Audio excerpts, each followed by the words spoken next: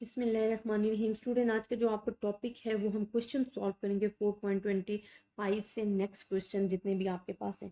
अच्छा, इसमें पार्ट 1 जो है वो हमारे पास है, what do you mean by absolute and relative measure of dispersion, state the coefficient of variation in statistical analysis. Absolute and relative measure of dispersion, coefficient of variation आपकी theory में मैंने आपके साथ डिस्कस की हुई है।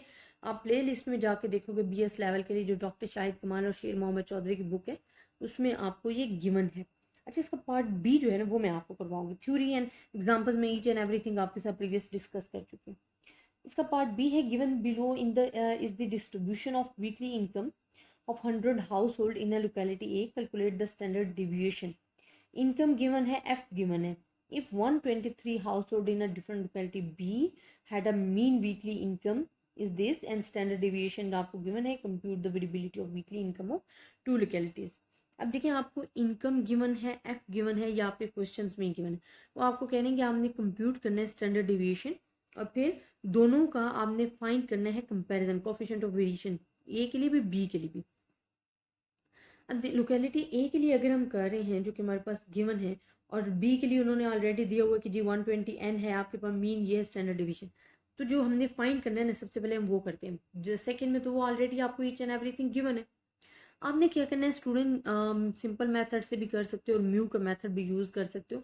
मैं बार बार ये अपने आपको बता रही हूँ लेक्चर में कि ज़रूरी नहीं है कि आपने म्यू का मेथड यूज़ करना है, आप एक्स का मेथड भी, सिंपल मेथड भी यूज़ करके अपनी वैल्यू फाइंड कर सकते हो। अगर म्यू का मेथड, शॉर्ट मेथड आपने करना है तो वो मैं आपको समझा देती हूँ, बिकॉज सिंपल तो ईजी है मेथड, शॉर्ट में ज़रा आपको डिफिकल्टी होती है। इसमें हमें सबसे पहले चाहिए एक्स। एक्स हमारे पास जरूरी है बिकॉज म्यू हमारे पास होता है x minus A divided by H. तो हमें सबसे पहले चाहिए एक्स। एक्स होगा तो हम वैल्यू फाइंड कर सकेंगे। एक्स हम फाइंड करते हैं कि अपर एंड लोअर वैल्यू को हम क्या करते हैं, ऐड करते हैं, डिवाइड बाई 2 करते हैं, हमारे पास मिड पॉइंट्स आ जाते हैं। इसी तरह अपर एंड लोअर वैल्यू को ऐड करते हो, डिवाइड बाई 2 करोगे, अपर एंड लोअर वैल्यू को ऐड करोगे, डिवाइड बाई 2। ये आप प्रोसेस करोगे तो आपके पास एक्स मिड पॉइंट जो है वो आ जाएंगे। 37 हो गया, 42 हो गया, 47, 52, 57, 62, 67। अब हमने फाइंड करना है म्यू। सबसे पहले आपको चाहिए इंटरवल। इंटरवल आप देखें 35 से 40, 40 से 45, 45 से 50, मतलब 5 इंटरवल आपके पास क्या है, 5 है। ए हमारे पास क्या है, ए हमारे पास जो है वो हमारे पास क्या है, सबसे हाईएस्ट वैल्यू। हाईएस्ट वैल्यू हमारे पास क्या है, 28 है। 28 की जो हमारे पास एक्स है, 28 के सामने एक्स वो है 52। तो मतलब एज्यूम वैल्यू यहाँ देखो, ए हमारे पास क्या हो गया, 52 हो गया हमारे पास आ गया। तो ये हमारे पास म्यू जो हमें चाहिए था वो आ गया। अब आप एक्स की वैल्यूज पुट करते जाओगे, आपके पास म्यू आता जाएगा। एक्स हमारे पास 37 है, 42 है, 47 है, 52 है, 57 है, 62 है, 67। एक्स की जगह पुट करते जाओ तो -3, -2, -1, 0, 1, 2, 3 आ जाएगा। अब हमने एफ और म्यू को मल्टीप्लाई करना है और म्यू का स्क्वायर लेके एफ और म्यू स्क्वायर फाइंड करना है, तो आपके पास वैल्यू आएंगे। अब हमने मीन और स्टैंडर्ड डिवीजन फाइंड करना है, बिकॉज कोफिशिएंट ऑफ वेरिएशन में हमें यही दो चीज़ें जो हैं वो रिक्वायर्ड होती हैं। अब आप देखो, मीन आपके पास ये वैल्यू है, इसमें आपको ईच एंड एवरीथिंग तो गिवन है, मैंने अभी आपको बताया इंटरवल क्या है, एफ म्यू क्या है, एन क्या है, ए क्या है। आप वैल्यूज पुट करो, आपके पास क्या आ जाएगा, एक्स बार आ जाएगा। अब स्टैंडर्ड डिवीजन फाइंड करने के लिए ये आपके पास फार्मूला गिवन है, आपने अपने फार्मूले में वैल्यूज पुट करनी है और standard division, coefficient of variation for the locality 1 के लिए आपको फार्मूला गिवन होता है। मोस्ट इंपॉर्टेंट टॉपिक्स हैं कोफिशिएंट ऑफ वेरिएशन, मैंने आपको डिस्कस किया हुआ है प्रीवियस लेक्चर्स में, जिसमें मैंने इंपॉर्टेंट टॉपिक्स बताए इस चैप्टर के। तो मेजर ऑफ डिस्पर्जन में एक स्टैंडर्ड डेविएशन हो गया, वेरिएंस हो गया, और कोफिशिएंट ऑफ वेरिएशन और skewness and kurtosis the most important talk है। इनमें से आपके पास पेपर्स में क्वेश्चंस आते हैं, तो आपके पास coefficient of variation important topic है। अब आपके पास एक्स भी गिवन है, एस आपके पास क्या है 8.3 है, म्यू एक्स बार भी गिवन है जो कि 50.05 है, और मल्टीप्लाई बाय 100 तो आपके पास कोफिशिएंट ऑफ वेरिएशन आ गया। अगेन लोकेलिटी 2 के लिए उन्होंने एस आपको बुक में दिया है, एक्स बार भी दिया है, तो आप मीन और स्टैंडर्ड डिवीजन और मीन की वैल्यू पुट करोगे तो आपके पास आ जाएगा ये। अब वो कहते हैं लोकेलिटी ए जो है वो has a greater variability as the coefficient of B, A is larger than the B. अब हमारे पास क्या होता है, जिसमें वेरिएबिलिटी कम होगा, आपसे ये भी पूछा जा सकता है कि हु इज़ द बेस्ट, इनमें से बेस्ट कौन है। तो जिसमें वेरिएबिलिटी कम होगी, कम से कम होगी, वो हमारे पास कंसिडर होगा एज अ बेस्ट। अब देखो, इसमें वेरिएबिलिटी 60 पॉइंट, लोकेलिटी 1 में 16.58 है, इट्स मीन इसमें ज़्यादा है वेरिएबिलिटी। 9.50 में जो वेरिएबिलिटी है वो कम है, तो जिसमें वेरिएबिलिटी कम होगी वो कंसीडर होगा एज अ बेस्ट। तो हमारे पास जो सेकंड में है लोकेलिटी बी में वो वेरिएबिलिटी कम है, तो हम कहेंगे कि हमारे पास लोकेलिटी बी जो है वो एज अ बेस्ट कंसिडर होता है। ठीक है, अब इसी तरह 4.26 हमारे पास आ जाता है क्वेश्चन। इसका जो पार्ट 1 है उसमें कहा गया है कि define range, mean deviation, standard deviation and compare their merits as descriptive measures of dispersion. तो ये आपको थ्योरी मैंने करवाई हुई है, अगर आप प्ले लिस्ट में जाके देखोगे तो आपको ये थ्योरी गिवन है। अब पार्ट 20 में कहा गया है कि 2 candidates X and Y at the BA examination obtained the following marks in 10 papers, which the candidate showed a more consistent performance। जहां भी आपसे कंसिस्टेंसी के बारे में पूछा जा रहा है ना, वहां भी कोफिशिएंट ऑफ वेरिएशन ही लगेगा। जहां पे कंसिस्टेंसी, जहां पे कंसिस्टेंट मतलब क्या होता है कि कौन सा ज़्यादा आपके पास डेटा जो है रिलायबल है, तो जहां पे वेरिएबिलिटी कम होगी वो आपके पास ज़्यादा कंसिस्टेंस होगा। और मैंने आपको बताया था कोफिशिएंट ऑफ वेरिएशन में जिसका आंसर छोटा आ रहा है वो आपके पास एज अ बेस्ट कंसीडर होगा। अब हमारे पास क्या है कि पेपर गिवन है, एक्स और वाई की वैल्यू गिवन है, ये दो, एक्स अलग से डेटा है, वाई अलग से डेटा है। अब वो कहने कि हमने जी कैंडिडेट्स ए एंड बी के लिए फाइंड करना है। तो आपको मैंने कहा था कि अगर ज़रूरी नहीं कि हमने म्यू का ही लगाना है फार्मूला, हम सिंपल भी यूज़ कर सकते हैं, बिकॉज इसमें सिर्फ एक्स गिवन है, not for the class boundaries and class limits. तो हमारे पास क्या होगा, एक्स बार और एस का हमें फार्मूला है एक्स बार, क्योंकि फ्रीक्वेंसी नहीं है सिंपल फार्मूला यूज़ होगा। यहाँ भी फ्रीक्वेंसी नहीं है, तो अनग्रुप डेटा के लिए स्टैंडर्ड डिवीजन के लिए जो आप यूज़ करते हो वो हमारे पास आएगा। अब हम सबसे पहले तो एक्स बार फाइंड करना है। एक्स बार आपके पास आ रहा है 62.7। आपने अपनी वैल्यूज़ को एक्स बार में से माइनस करते जाना है, फिर इसका स्क्वायर ले लेना है, वो आपने वैल्यूज पुट करके आंसर ले लेना है। इसी तरह सेकंड के लिए भी सेम आपने करना है कि आपने मीन के लिए sum of y divide by n करना है, फिर आपने वेरिएंस फाइंड करना है। अब कोफिशिएंट ऑफ वेरिएशन क्या होता है कि आपके पास एस और एक्स बार हमें गिवन होता है, आपको अभी आपने कैलकुलेट किया, उसकी वैल्यूज़ आप पुट करो और आंसर ले लो। इसी तरह सेकंड के लिए भी आपको गिवन है, आप इसे करो सॉल्व, आंसर ले लो। अब देखो पहले का जो आंसर आया ना कैंडिडेट 1 का, वो है 19.25, यहाँ पे आई वेरिएबिलिटी आई 25.58। तो आप देखो कि हमारे पास वेरिएबिलिटी जितनी कम होगी वो इतना ज़्यादा कंसिस्टेंस होगा। तो जो हमारे पे एक्स की परफॉर्मेंस है ना वो मोर कंसिस्टेंस है। कंसिस्टेंस की वजह से उसमें वेरिएबिलिटी कम है, और वेरिएबिलिटी क्या होती है कि आपके एवरेज वैल्यू से आपका डेटा कितना दूर है, डिस्पर्स है, तो उसमें वेरिएबिलिटी डिस्कस होगी।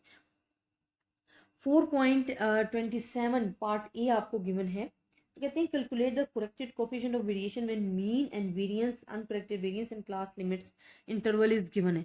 देखें क्लास इंटरवल भी उन्होंने दे दिया, मीन भी दे दिए, आपको एस आपने फाइंड करना, अनकरेक्टेड दिए, ये आपको चीज़ें गिवन है आपके क्वेश्चन में। अब आपको करेक्टेड स्टैंडर्ड डेविएशन तो फाइंड करने आता है ना, उसका फार्मूला।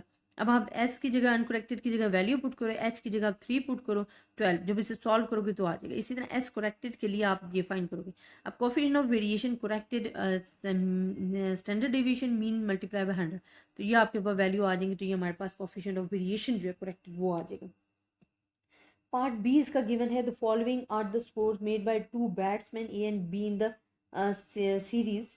ए एंड बी है who is better as run getter, who is the more consistent player. वही आपका कंपैरिजन आ गया, जहाँ भी बेस्ट का पूछा जा रहा है, जहाँ भी कंपैरिजन आ रहा है, जहाँ भी बेटर का पूछा जा रहा है कि who is better, we can use the coefficient of variation, and that is the most important topic of the coefficient of variation। Batsman A, batsman two, X की वैल्यूज हमें गिवन है, आप एक्स स्क्वायर फाइंड करें, Y square, आप simple X bar find करें, S standard division find करें। इसी तरह सेकंड में भी मीन फाइंड करें, स्टैंडर्ड डिवीजन फाइंड करें। कोफिशिएंट ऑफ वेरिएशन का फार्मूला आपको बोथ में गिवन है, आपको स्टैंडर्ड डिविएशन और मीन फाइंड करना, पुट करना और इसको सॉल्व करना है। अब आप देखें आपके पास जो वेरिएबिलिटी आई है ना, इसमें आई है 117, इसमें आई 70। मैंने आपको कहा था कि जिसमें वेरिएबिलिटी कम होगी वो as a more consistent consider किया जाएगा।